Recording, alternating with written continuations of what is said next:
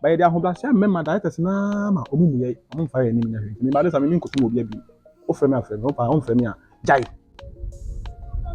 I'm tired. Afro me. Won am hwe me no so no. De o say what time ni sika kese bi. Ana say de why na nyo so bi a o bua mo wura le gidigidi no. O metra radio so na TV so no nkasa. Ye hu se nya obi aso na ye boa ye. Ye industry nya na invite kwa me nya bi nko abrochide. Nti wo ba se ye hu mi ana. Na wo me fa me nko ye. Iche wo fa me kwa me nya bi nya gaga. Say ye wo ahoden. Emene na aduru. How I was here no. Obi si bedwen say nah like ebi ameboa okra you won't give credit to whom credit is due. Enti nyame so enhyehyɛ mu ana say opportunity no a time and season.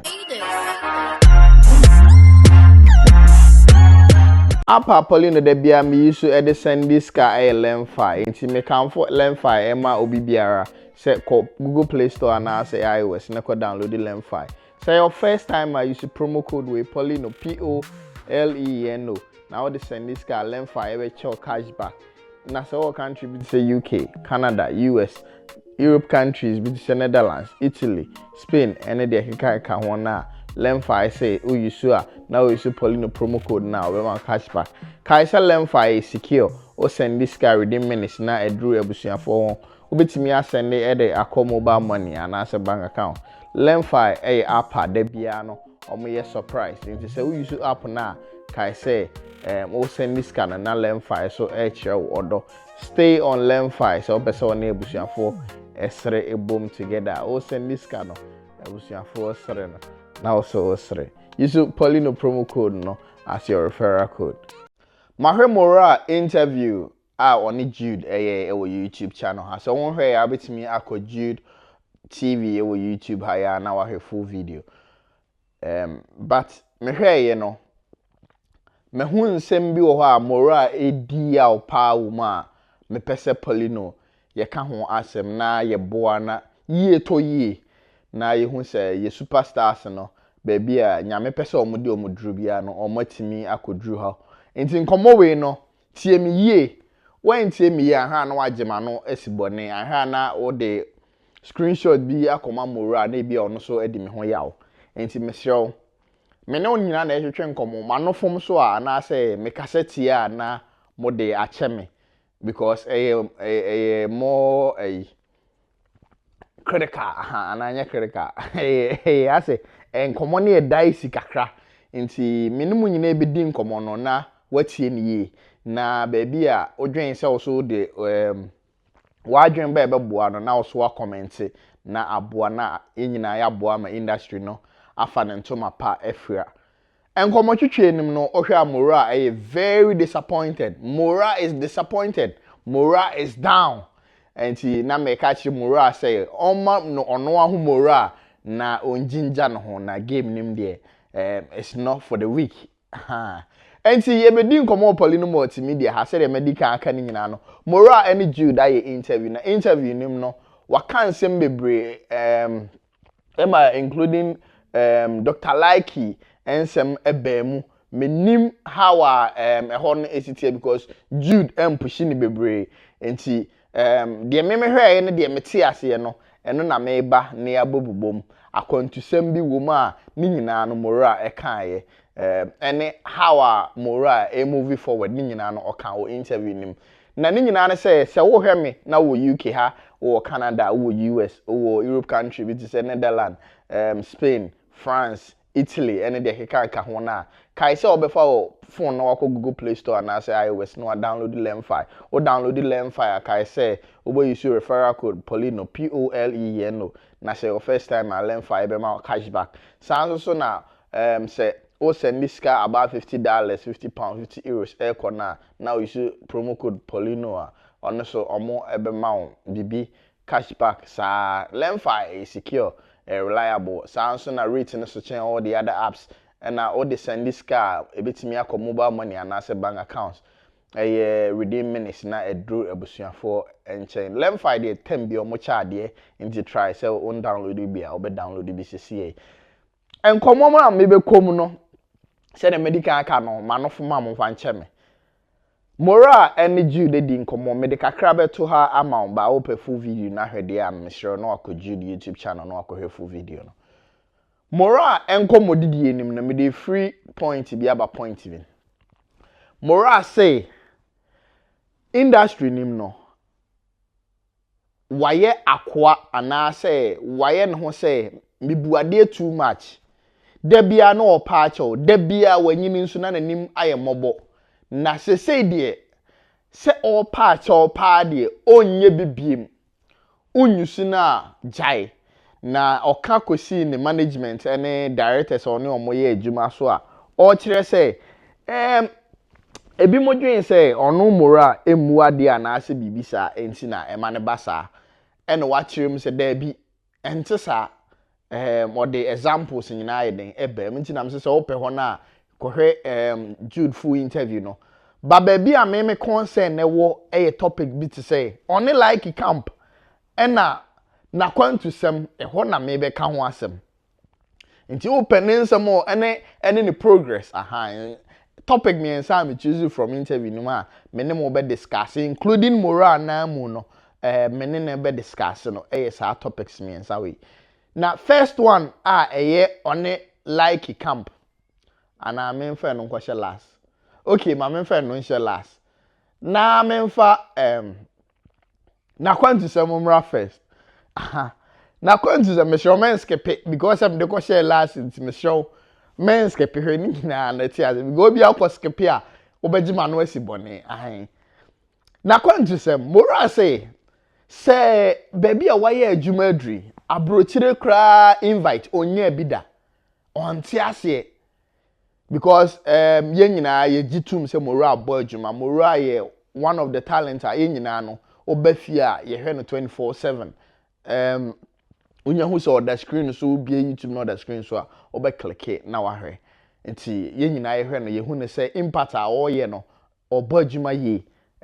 oye very good in the oye na adenti na abrochire a aba bebre we nam Dubai and we nam South Africa and we nam UK and we nam US we nam Canada aden no nko Moral de ebi enso no so it invite no ekosi nkofo bi so na o mati aso say da bi Moral de yemfa no enko bi mame nkai wo Dr Likee eni Kyekyeku ba UK ha say Emma interviews course so man nkofo dwen say Likee na enya ne deal so omra UK ena ono choose say one your friend is saying Kyekyeku na beba even 39 mu nyina edi ho nkomo mo ka ho asem Emma Likee na so kasa say there be enye ono me nim bi say otampi music o krom ha promoter ono na eye ne event na o invite Kyekyeku ni Likee a ono na pen characters o pese o de omo ba ena o de omo ba me ma me Vivian J Lawrence Emilia Brobe me ma me cry de ono hia visa like ono na pen nkofo a o pese omo ba ne show ena o be invite ena oye actor na oye artist anything you find yourself in the creative art industry unim say o ko wenim no progress and I think say the good thing aside so benya manager no ade ba ko e wo say we taking note say personal blogger nye say bi a Poleeno Multimedia ye kana wa be fa ye there bi ye nye personal bloggers ye ntimi nye personal bloggers Poleeno Multimedia enye personal bloggers but personal bloggers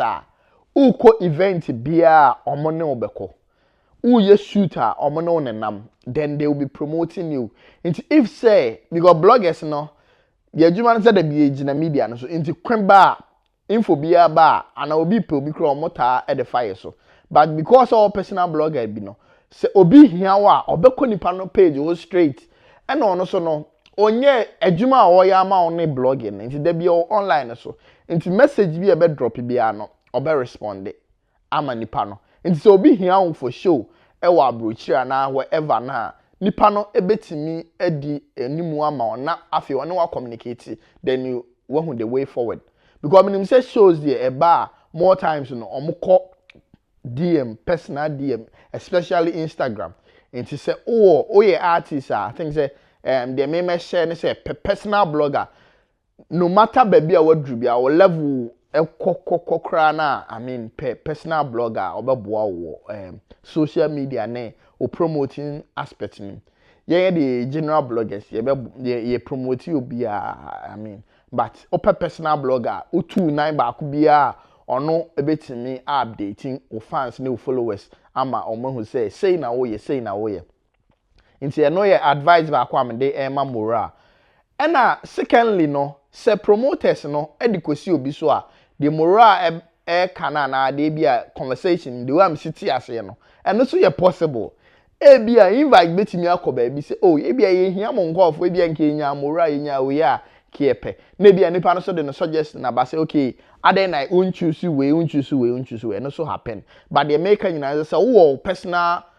page even before be drew sa stage no na nipa na dikan ahete wo dada because ona one ne beka sikasem ona one beka enhihye bia wo side enti oye no aye ena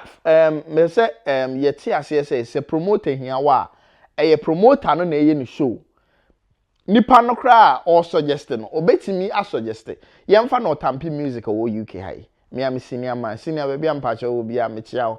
me bra panyi ba akopɛ enti yemfa no say oh ye ni show wo UK ha na say ana lord ye ni show wo UK na say ohiawo na odi kosi obi so na nipa no suggest even a different name man na say nipa no one ohiawo ankasa obe find way bia to reach you enti way obe find dey reach you no and they say obe make yourself available on the media say na be ya hwehwe wa easy and easy say nkofo benya no mo no communicate the ye mogu no nipa no ebe me na slide but the important no obe ma wo hu enti eno ye one aspect a me dey ka wa control but akwantu nim no minim say moral dia wo mpa enti oka asem bi a Poleeno mbese me repeat or say me mbese me miskoti but a report enti say manya vivid words amon fa nche me video no me de kakra beto ho na wa hwe but full video ndi nyina e de me ti ase na mpese di ho nkomo or say your friend is saying me pese me kind is that words but or say akwantuo no say emre duru na say oba buruchira ana wo na obema ni invite eye nyame na aye mre na edru say enei obi amre ni invite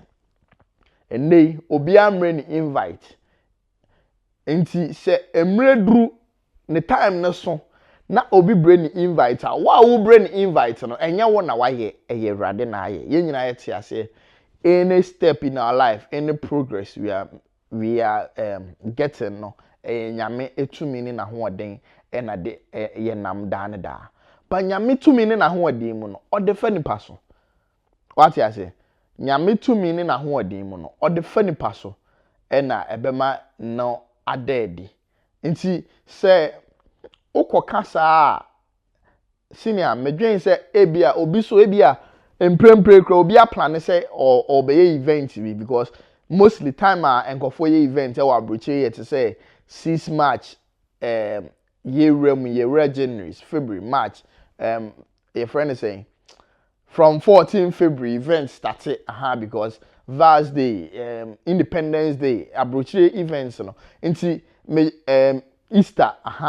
nti me sure say ebi kro obi plans mu no wa start here wa drop plan say obehia moral but ebi okohwe we interview we a obetimi feel disappointed say aden na moral e kasa say ebi obe feel we ya on dey but obedwen say there be na say or try say or the old backra ebi na wanyi na ye nti ana say ebi a odwen say omre na aso na omre na aso of course but I was say yeah the credit and mad the credit no because artists be crab betimi can say oh a lot the idea maybe both show UK and I'm a first UK show or no de me buy credit nti say ekoba say o ka say omre na aso nti na bia nipa na de watu kwan ko wherever country bi or de wo kwa I think say bia obi ya obi feel disappointed nti say the mesre ne say say akwanya wo ho a enka obeye interview na wase biem yi na wa clarify ho ni yi na nkofo ate wase ebia how a wodwen no different from how me am here say ensem bi wo ha bia wo kan no the way nkofo bi so beti ase no ye nyina ye nipa ye dwen different ebi a me de personally me dwen say oh say na wo pa kire say emre bi be so a wo betu kwan nyame ebeye sa adom no ebi a sa na literally wo mean but how a wasi aka no obi si be dwen say na like ebi a me boa okra you won't give credit to whom credit is due nti ene me nam boa okra on nti nyame so enhyehyɛ mu ana say opportunity no a time and season because ye hwɛ a year kwadu kra na ebunu ne so a na untimi ndi yehu se ye kwadu enya nyina yehu se kwadu dua ne se oba obi antimi ba ye bunu na ye kwadu ubehu se bunu kwadu bunu ba untimi nsa ndi na abere kama nti abere kama eno ye opportunity abetimi de adi when did that time na se esa abere pro a na opportunity no twam ebre pro kra de anesa asay nti bibia ye time and season this is your season this is your time nti ebia obedi nkomo bi na ebia time e wo senken for de ye and opportunity na wonya no na ebia o de akokolosi no nti mesere senken mrebe bema enka kiremu yi na nkofo ente wase yi I think say a second interview we do na clarify nyoma yi mesere opa senior enye ne bonne so ni nyina no ne yie nti na yepe people might get it wrong nti na Poleeno me hwe video ma hwe interview we nko twice me rebe di adanse because na mbese me tie wo nsem ni yie se na be ya me kasa metimi aka ne yie se na be ya me nkotie obi na so ana me metia wo na so nti de me medwen se enka wo sa babie ma ebeboa ne se sabra brim ne be chirichiri wo nsem mu yim come again never chill one same name because people might not get what you mean ebia within you no how a person wo chira asem nim no enye saa no waka no me how am hwe video no star me tie ase no and I say star me dwen se nkofo bi so be tie ase no aseda de o de ma obi a eye nyame kra hia aseda nyame obo ye nyina no o hia aseda enti se obi ya de ma no wanda na se a obi wo ho mfa ho se obeda na se na wa na se ba wo da na se a wo kenya ne honhom enti se wo koka se se mre no so na se wo ba wa bro kire nye nipa no na aya I think say obi a opese wo mo obi a na be feel disappointed and a point na wo ka se obi bua wa onka obi a wo bua obi a ye te he ya ye hwe video wo YouTube no we are helping you omo te he omo hwe Poleeno Multimedia they are helping me. They are helping Poleeno Multimedia platform ni nyina. What you say? Nti emwa de obia ne form o de bo nipa. Ebi obi wo kra obehwe o say o ene me won tare bi wo me pese me mfam emrew. Ni nyina ye form of emwa. Obi so be ka say oh me £100 bi wo je to credit moral o ma mesre. Obi ka say oh moral me wo $50 bi wo je ne fa eya de. Nti mwa de eba in a lot of forms. Ni maybe o ha mesre wasa ba na obe clarify na adofo omo do no omo feel too disappointed conversation na oni Jude have e no I know your first point minim baby a ongofo party pa that is the the akwasha third on like camp on no de meti asefa and then the second point I maybe can won asem no one your friend is saying the way forward no I think it's a brilliant idea. Focus on yourself and I say focus on your channel. Say unya with team now if you say oh menya ABCD many omo movie a ebeboa me I just focus on them but can who say even aside say when you team no kai say wo one prime focus one nkofo feel enti wo na e wo say okon na wo kon na wo so wudi anim ha menka ne za enti wo fa energy no ewuram than say even who depend on ma o hia omo no omo wo mu a ebeboa ma na ye fe but you say wo na wo kita okon no enti wo na wo fight yi enti wo fa energy stronko ewuram e ma wabamu mbuda I mean baby nyame ndo wadru no eye efe nyame onje wo mu obekoso epushiu e de wadru baby a e wo so wudru bia no enti ni nyina ne say e ma wo wabamu embu senior man Moral and mede in some way amount and more about just keep on pushing I know say you are there already banyame ebebie wo so ama wo kra ebe shock you akwantu no ube 2026 ama me nya profit ba me sha wo nkom ube 2026 ama wo kra be Jones aba utu a se de maker no brabiem ne kai se wo de aseda eba omo a se wo tampi music e de wo ba kai se wo de aseda be mo tampi enti me sure say brabiem never can one same ye, but the way forward to senior man Moral brilliant. Into wa him sisi no support no yemfa ni nyina ma Moral. I mean me hear video no I was very down say senior man ADL but ni nyina no nyame ene hene. And then the last point I maybe cano only like a camp on them. Jude busa say na like him also only no answer Moral the mind. How was he answer you know? Or say me ya ma de ofre me na meba like me refi me de beto aso kakra bi na wahwe bi ba open full video na akoju no or say me ya ma de a wa we frame no na meba betwa but obi an frame ne like mom Jude pushi no misunderstanding mebre eno na me hwe din na me say adan is it something wrong bibi koso ana like between hono odi ya obebre say obi entimi emeya akwa obi mtimi emepepa acha obebre na me hona hona odi bewura mu say the way forward ni say but me sure say industry no yema odo emrem Poleeno Multimedia ya na fight say bring back the love of Kumawood enti ne ya industry no afa nto ma perfra no eni kwan say ye de wantwi eba say even unya ho enye mo bi a entieti obi enan echi ye nyina no ye moving forward na bibia ento ye Likee ene Moral pa preach no o de yen hwe sa video we my radin true di wan kwa humam word coming to your book. have you asked bob sa Tam the word to your weight. what's the kura market ya Reward. they didn't pay what be said in the university Reward. And we are Any person. 1 inch. the Reward. the class is coming The classes is coming and reward an individual person. and we are who you man say You personal. You human being. What is your work? it is a radin ba with you this so be come yana The God coming. You make attempts. You go. You move in heaven. let's your one be say yes to Christ say What? a chance for who can block The civilians. They told the God said. nti yesere say ni nyina no yema odo ndi animu kan se de Yesu Kristo kan no o se mransem ni nyina no odo na edu ewom nti video am de baaye no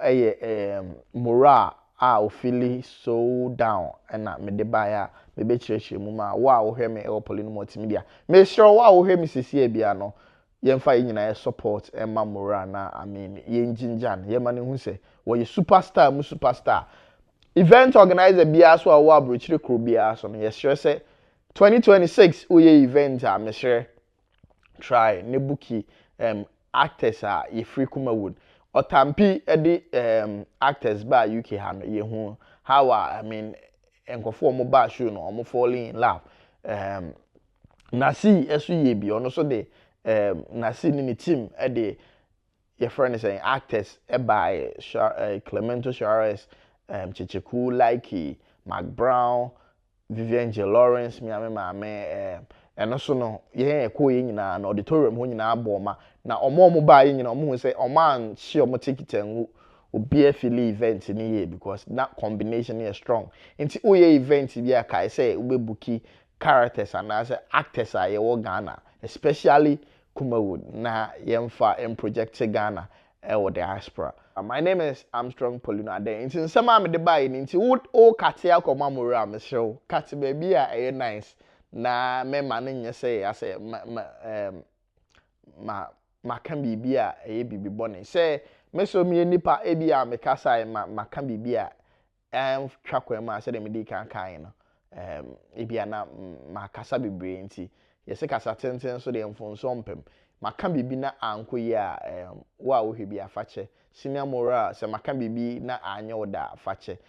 madwenchire mu no na mede aba Poleeno Multimedia ha no The name still remains Armstrong Poleeno. I make sure subscribe to the channel no. So that be all the gist in Kumawood no. Yeah, the bebro and entertainment around Ghana piano. Macro.